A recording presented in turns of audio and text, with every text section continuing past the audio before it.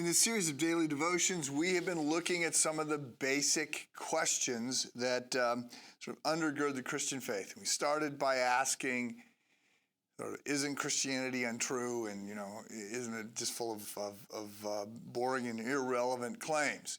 And then the second question is, who is Jesus? And then, why did Jesus die? And then, aren't all religions the same? Then last week, we were looking at the question of, how do I pray and what is the Bible? So today I want to start us on a series of devotions thinking about the questions of faith. So if you spend much time around a church, then you hear people talking about finding God or getting a new start or a new life or being forgiven, becoming a new person, being born again, all kinds of different language that goes into this. The question is, how does this work? Like, what exactly happens? What are we talking about? So the starting assumptions are threefold. One is that we were created in the image of God. We were created by God in God's image. Two, that something went wrong, right? That we have fallen. We are estranged from God. We're cut off from God because of our rebellion and sin. And three, we have to find a way back. And so we're talking about question number 3, which is what is involved in finding our way back or being reconciled to God? So in 2 Corinthians chapter 5, verse 17, the Apostle Paul writes, it says this, "Those who became Christians became new persons. They're not the same anymore. For the old life is gone, a new life has begun." So, first things first, what are we talking about when we use the word Christian? It actually is used in a lot of different ways by a lot of different people. Long ago, when I was a kid, the word Christian was occasionally used to just describe something that was nice. So sometimes people would occasionally say, and I heard this sometimes in college, that's not a very Christian thing to do, which meant if you're going to do the Christian thing, it would be a kind thing. So I don't hear the word used that way anymore. Lots of people have obviously real problems with the Christian claims and Christianity, so I don't hear that. Used to be that the term Christian had other connotations. Perhaps a Christian is somebody who is an American, or a Christian is somebody who is patriotic. When I was a college minister, I read this study at Ohio State University. So this is, again, 40 years ago is when this study was done. But apparently the University of Ohio, the Ohio State University, what am I saying? The Ohio State University did this survey. At the time, they had like 30,000 students, and they asked students, how many students are atheists, how many students are Jewish, how many students are Muslim, right, whatever. And then they added those numbers up, and they subtracted whatever that number was, we'll say 5,000, and they say, and we have 25,000 Christians.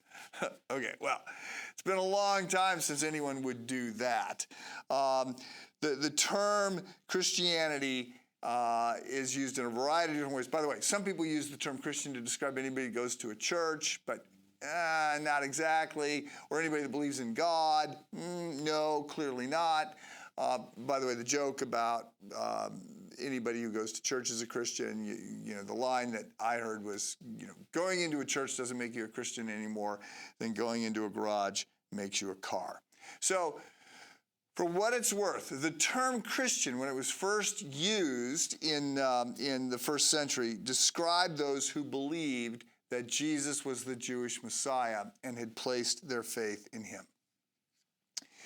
I often talk about a spectrum to talk about where people are at. Say there's a spiritual spectrum. -5 is as far away from God as you can possibly be.